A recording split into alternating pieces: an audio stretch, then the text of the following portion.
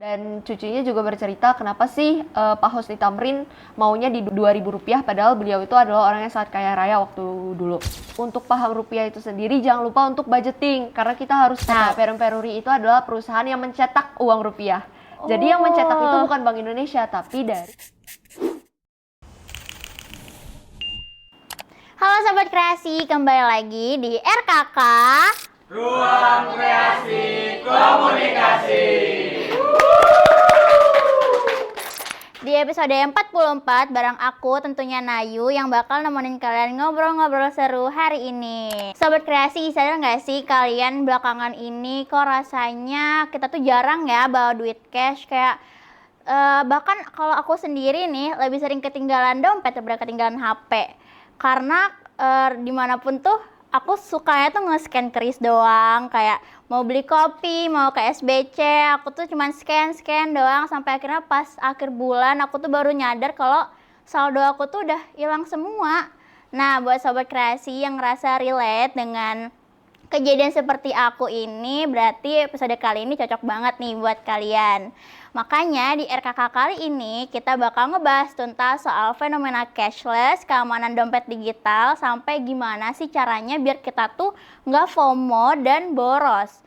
Dan narasumber kita hari ini tuh spesial banget karena dulunya dia itu host RKK, tapi sekarang malah jadi narasumber kita. Langsung aja kita sambut Kak Angel Mayrolin.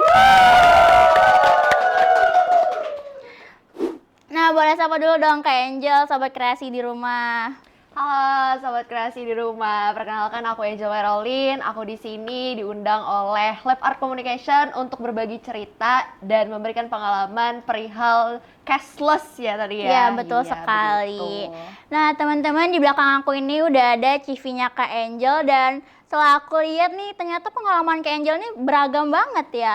Pernah jadi ketua divisi dari Lab Art, pernah jadi moderator, MC, dan pada tahun 2025 ini Kak Angel juga menjadi juara pertama Duta Muda Cinta Bangga Paham Rupiah dan Kris Kalimantan Selatan 2025. Iya betul. Keren banget. Mungkin boleh cerita dulu kali ya tentang gimana sih pengalaman kakak di Duta CBP itu, perjalanannya deh. Wah seru banget sumpah. Demi apapun ini adalah menjadi pengalaman yang gak bisa aku lupakan sampai sekarang karena diberikan kepercayaan oleh Bank Indonesia untuk menjadi duta mudanya itu adalah ruang eksplorasi buat aku, buat belajar dan memberikan pengalaman aku, pengetahuan aku kepada teman-teman semuanya perihal rupiah, perihal kris, dan juga banyaklah hal-hal yang bergantung tentang kebank sentralan gitu. Jadi kakak dapat banyak banget pengalaman baru sama teman-teman baru juga yang di situ. Iya benar. Nah Kak Angel sebagai duta muda CBP dan Kris nih, pastinya kakak tuh sering gak sih ngamatin kebiasaan-kebiasaan orang? Kayak kakak lihat masyarakat atau mahasiswa kita ini sebenarnya udah benar-benar siap dan bijak belum sih kalau pakai uang tunai, uang digital, atau jangan-jangan selama ini kayak cuma sekedar ikut-ikutan tren atau FOMO doang, tapi literasinya malah masih kurang. Aku boleh jawab nih ya? Boleh. Kalau menurut aku sendiri, aku ngelihat dari masyarakat itu sendiri, mereka tuh udah mulai siap. Mereka udah melek perihal cashless itu sendiri. Mereka udah tahu nih kalau kita nge-scan itu gak bisa asal scan karena biasanya tuh ada masalah yang dimana kris yang dipunya pedagang itu malah di skimming sama orang lain. Nah ditempel sama kris mereka biar masuk ke penipu itu, bukan ke si penjual itu. Nah menurut aku masyarakat sekarang apalagi Gen Z, mereka tuh udah mulai siap dan udah melek tentang literasi keuangan itu sendiri. Jadi ya bisa dibilang udah mulai siap, apalagi kan kalau misalnya anak Gen Z tuh nggak mau ribet ya, mereka tuh cuman bawa HP terus transaksi udah gitu, jadi nggak banyak bawaan kayak gitu. Betul. Nah malah kadang berarti yang literasinya yang masih kurang ya kalau misalnya malah ke scam. Nah terus kan kemudahan cashless ini sering bikin kita tuh kayak halusinasi gitu, kita kayak nge-scan tuh nggak berasa kalau ditunainya itu keluar. Nah menurut Kak Angel nih, gimana sih caranya tuh buat kita tuh bisa manage uang digital ini biar kemudahan cashless ini malah nggak jadi peluang kita buat semakin boros. Oke. Nah, dari Bank Indonesia sendiri itu punya campaign yang namanya Cinta Bangga Paham dan Cinta Bangga Paham Rupiah. Nah, gimana kita bisa memanage itu tuh ada di poin paham. Kita harus paham dulu uang kita tuh keluar masuknya kayak gimana. Kita dapat pendapatan dari mana, kita keluarinnya kemana aja. Nah, kita tuh harus belajar yang namanya budgeting. Apalagi Gen Z sekarang paling muda umur berapa sih? Berapa ya? Ya anggaplah 16-17 lah. Mereka itu udah harus belajar yang namanya budgeting. Sesimpel hari ini dapat duit jajan berapa, mereka keluarin buat apa aja itu harus ditulisin kategori ya. Hari ini aku jajan makanan segini, terus aku beli bensin segini. Itu udah cukup. Dalam sehari kita nulisin budgetingnya kayak gimana. Terus nanti sebulan kita tahu tuh ternyata alokasi keuangan kita tuh paling banyak di mana. Dan kita bisa memanage itu. Kira-kira kayaknya kalau aku jajan buat makan doang habis 1 juta, kayak aku harus kurangin deh kayak gitu. Apalagi kalau misalnya mereka malas buat nulis kan, kita bisa pakai aplikasi budgeting. Itu udah banyak banget di Play Store, kita bisa download. Ada yang lucu-lucu, ada yang emang formal, cuman ada warna biru, tulisan gitu doang. Tapi ada juga yang pakai elemen-elemen kucing dan lain segala macam. Itu bisa meningkatkan kita untuk literasi keuangannya biar terarah kemana keluar dan masuknya uang tersebut, kayak gitu. Jadi kayak tracking gitu ya? Yes, betul, kita harus nge-tracking. Aku juga sempet tahu sih kayak aplikasi-aplikasi budgeting gitu, dan benar-benar ngebantu juga. Yes, betul. Nah, mungkin yang tadi itu bisa dicatat ya Sobat Kreasi. Nah, selain hal boros nih, kan ada hal yang lebih ngeri lagi nih soal uang digital, kayak seperti yang kakak sebut tadi yang soal skimming. Aku juga sempat lihat beberapa waktu lalu tentang video penipuan kris kayak gitu-gitu tuh, dan bikin aku jujur jadi parno sendiri kalau ngeliat kris.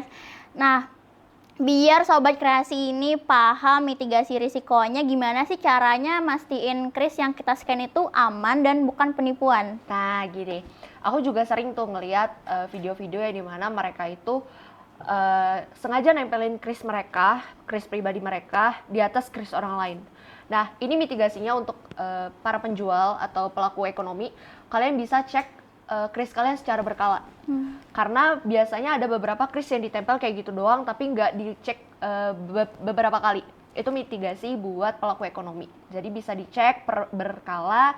Setelah itu kalau misalnya untuk kita pelaku ekonomi juga, ya dimana kita konsumen, kita itu bisa ngecek dulu sebelum kita transfer.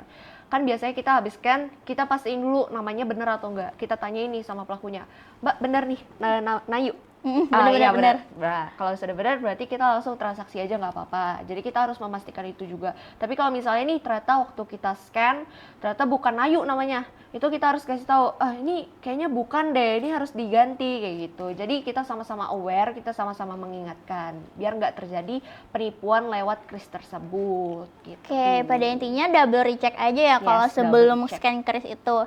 Nah, kalau buat kita yang anak muda kan mungkin emang udah melek teknologi, tapi gimana sih kalau sama orang tua kayak kakek nenek, gimana sih cara paling gampangnya tuh buat kita tuh ngajarin generasi senior soal keamanan dompet digital ini biar mereka tuh nggak gampang kena tipu. Ini emang agak-agak PR sih ya, karena kan mereka agak sulit lah untuk diberitahu. Nah, kalau dari aku sendiri untuk ngasih tahu orang tua yang kurang melek digital, itu kita kasih tahu cara pelan-pelan, kayak pelan-pelan satu persatu langkah mereka untuk scan digital. Kalau misalnya mereka memang pakai itu. Tapi kalau misalnya enggak, tuh biasanya ada tuh juga penipuan yang lewat WA, minta transfer dan lain segala macam. Itu kita harus kasih tahu juga, kita harus cek dulu. Kita harus ngasih tahu baik-baik. Kita harus punya pemilihan kata yang tepat biar mereka tuh oh iya ya bener juga. Kalau misalnya kita Gen Z ngasih tahu yang kayak pakai bahasa-bahasa yang berat, mereka tuh kayak apa gerang, bepandar apa gerang kayak gitu. Nah, jadi kita tuh harus benar-benar kasih tahu secara simple dan langsung kena ke mereka. Kayak ini penipuan kayak gitu. Kita nggak bisa ngasih tahu yang kayak ini nih kayaknya anu deh gitu, kita kadang-kadang yang kayak itu. Jadi kita harus langsung to the point, kayak ini penipuan kayak gitu, to the point aja ngasih taunya. Karena emang challenge banget sih kalau sama orang-orang tua nih lebih keras gitu kalau misalnya kita yang bilangin. Oh iya, ngomong-ngomong aku tuh ada juga lihat konten katanya Kris tuh udah makin go internasional ya. Yes, betul. Kayak boleh di-spill dikit nggak Kak soal Kris ini sekarang tuh udah bisa dipakai di negara mana aja sih buat transaksi? Jadi kris antar negara ini kita sebutnya kris cross border. Nah itu tuh udah beberapa negara, dimulai dari Thailand, terus sekarang udah ada di Malaysia, terus ada Singapura, ada juga di Filipina, terus ada di Tiongkok, terus ada di China, terus Tiongkok, China sama ya. Habis itu ada di Korea Selatan dan juga Jepang. Jadi kalau misalnya teman-teman pergi ke negara sana dan melihat ada krisnya, kita bisa pakai dompet digital terus langsung di-scan dan mereka itu langsung meregulasi, langsung merubah angkanya gitu. Jadi misalnya nih mereka itu Rp1 misalnya. Terus kalau kita scan pakai dompet digital Indonesia, mereka tuh langsung merubah rupiah ke ringgit itu. Jadi lebih simple banget kayak gitu. Sumpah simple banget sih. Betul. Apa kita ke Thailand aja sekarang? Langsung kita sekarang. Gas nih. Nah mungkin boleh dikasih tahu juga nih kakak tuh awalnya jadi duta CBP dan Kris itu dari mana sih? Kayak kakak dapat info itu dari mana gitu? Ini ceritanya cukup panjang ya. Oke, aku ready sih. Awalnya itu aku gabut di rumah, terus aku scrolling Instagram dan kebetulan aku tuh emang mencari kegiatan yang di luar. Karena aku ngerasa kalau kegiatan di luar itu dunia lebih luas gitu. Benar-benar. Nah, terus tuh aku lihat nih dari Bank Indonesia, terus ada juga dari ULM juga tuh nge-repost. Mereka itu pembukaan untuk duta muda. Nah sebenarnya aku tuh bingung awalnya, duta muda tuh ngapain sih kayak gitu kan. Tapi ternyata mereka itu mencari perwakilan dari KPWBI Kalsel untuk dikirimkan ke nasional kalau misalnya juara 1. Nah aku tuh iseng-iseng doang sebenarnya. Terus tuh penyeleksiannya juga easy gitu, kayak gampang banget. Jago. Soalnya cuma gini, kita tuh beda-beda. Tiap KPWBI itu punya rekrutmennya sendiri-sendiri. Iya, jadi beda-beda. Kalau di Kalsel itu sendiri, kita cuma bikin video tentang CBP, tentang Cinta Bangga Paham Rupiah. Setelah itu dapat nih 10 orang, itu diberikan pelatihan. Setelah pelatihan, besoknya langsung perlombaan, demonstrasi, sosialisasi tentang CBP. Kita cuma dikasih waktu 5 menit. Itu secara live. Setelah itu diumumkan juara 1, 2, 3, 4, 5. Yang juara satunya itu diterbangkan ke nasional untuk mewakili Festival Rupiah Berdaulat Indonesia. Nah, puji Tuhan aku diamanahi dan dipercayai oleh Bank Indonesia KPWBI Kalsel untuk terbang ke nasional. Nah, disinilah semuanya berubah menurut aku karena emang seseru itu. Nah, aku tuh berangkat tanggal 12 Agustus 2025 aku nyampe. Kita langsung pelatihan sama teman-teman nasional yang lain, sama pihak BI pusat. Terus setelah itu kita ngobrol bincang bareng sama keluarganya Idam Khalid. Idam Khalid coba duit berapa? Nggak tahu lagi. Rp5.000. Jadi aku ngobrol langsung, kita semua cerita bareng sama cucunya Idam Khalid. Nah, Rp5.000 yang kalian pegang itu adalah pahlawan dari Amuntai. Oh, Muntai. Iya, dari Amuntai. Jadi kita mendengarkan cerita cucunya Idam Khalid tentang perjuangan Idam Khalid di Amuntai dulu kayak gimana segala macam. Oh my God. Sampai akhirnya jadi pahlawan nasional dan ada di Rp5.000 kita sekarang. Terus itu hari kedua kita mulai tuh yang namanya penilaian. Penilaiannya dari asesmen psikologi sama demonstrasi dadakan. Jadi kita dikasih 6 topik secara random kita ambil, terus kita berikan pemahaman kita tentang topik yang kita dapat gitu di depan juri dan juga asesmen sama perwakilan dari BI Pusat. Setelah itu barulah hari ketiga kita jalan-jalan ke Perum Peruri. Tahu Perum Peruri? Nggak tahu. Perum Peruri itu adalah perusahaan yang mencetak uang rupiah. Jadi yang mencetak itu bukan Bank Indonesia, tapi dari perusahaan swasta yang bekerja sama dengan pihak Bank Indonesia gitu, namanya Perum Peruri, dan itu sangat amat tertutup. Nggak semua orang-orang yang kerja di BI itu bisa datang ke sana karena itu benar-benar private gitu. Jadi cuman ada event tertentu atau ada orang-orang tertentu yang memang bekerja sama baru bisa datang. Dan kamu tahu nggak kalau misalnya uang rupiah itu dicetaknya bukan satu persatu, tapi langsung lembar besar, terus udah ada benang pengamannya. Jadi gitu. tinggal di kretek kayak gini atau kayak gimana sih Nah, maksudnya? itu tuh kertas kosong putih besar, Iya. terus sudah ada benang pengamannya dan mereka mencetaknya tuh bukan langsung plek satu desain, enggak. Mereka timpa gitu. Jadi melewati banyak proses yang panjang. Makanya nggak boleh dirusak karena setiap pembuatan rupiah itu ada anggarannya dan itu cukup besar untuk menganggarkan sebuah rupiah. Jadi kalau misalnya rusak yang harusnya bisa bertahan 10 tahun tapi karena sudah kita lecek, kita lipat, kita ceklek, kita robek atau enggak kita coret, kita basahi, itu tuh masa edarnya yang harusnya bisa 10-15 tahun malah berkurang jadi 2 sampai 3 tahun doang dan harus ditarik dan dimusnahkan lagi. Gitu, itu alasannya. Nah, dari situ aku juga belajar perihal itu. Terus kita lanjut ke Museum Bank Indonesia. Kita belajar tuh sejarah-sejarah Bank Indonesia, terus awal mulanya kayak gimana, kenapa jadi ada Bank Indonesia, kayak gitu. Setelah itu kita menghadiri Festival Rupiah Berdaulat dari sana, itu lumayan besar juga kegiatannya, banyak banget orang-orang hebat yang diundang ke sana. Ini Habib Jafar tahu? Tahu. Yang sama pemuka tokoh agama lain-lain Iya. juga diundang kemarin Oh. jadi pembicara segala macam di sana. Terus kita juga diajak untuk ngobrol bareng sama cucunya Husni Tamrin di uang Rp2.000. Banyak banget ya berarti iya, ketemu. betul, lumayan banget di sana. Dan cucunya juga bercerita kenapa sih Pak Husni Tamrin maunya di Rp2.000 padahal beliau itu adalah orang yang sangat kaya raya waktu dulu. Beliau meminta walaupun kita itu kaya raya, Rp2.000 itu bisa menyambung kehidupan setiap orang. Jadi beliau minta di nominal yang kecil aja, bukan yang di nominal besar. Biar kayak selalu hadir gitu Iya, ya. betul, begitu. Keren banget. Jadi lumayan banyak banget kegiatan yang aku dapati di sana dan yang paling bermakna buat aku ya aku bisa ketemu sama orang-orang hebat di sana secara nasional kayak gitu. Jadi aku ngeliat kayak gimana cara mereka berpikir, kayak gimana caranya mereka problem solving, memberikan edukasi dan lain segala macam kayak gitu.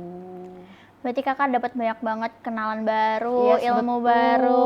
Seru banget. Jujur memang. aku dengarnya tuh kayak, seru banget deh. Iya. Apa aku juga ya? Nah, bisa di tahun ini juga udah mulai kayaknya bakal ada pembukaan lagi di tahun ini karena setiap tahun bakal ada pembaharuan generasi kayak gitu. Jadi bukan stop di aku doang dan kebetulan aku ini adalah batch kedua. Oh, batch kedua. Yes, baru banget. Jadi Bank Indonesia tahun akhir-akhir ini memang lagi banyak kegiatan baru kayak Banua Festival yang kemarin. Tahu? Tahu. Nah, Banua Festival itu juga baru batch kedua. Oh. Duta Mudanya ini juga baru batch kedua. Terus KJI, kita ada juga yang namanya KJI. Apa itu? Kris Jelajah Indonesia. Oh. Jadi kita lomba bikin konten dan lain segala macam. Terus dikirimkan keliling di Kalimantan. Terus yang menang di Kalimantan dikirimkan ke nasional kayak gitu juga. Keren banget, Iya. seru banget ya. Nah, Sobat Kreasi, nggak kerasa nih kita udah ada di penghujung obrolan.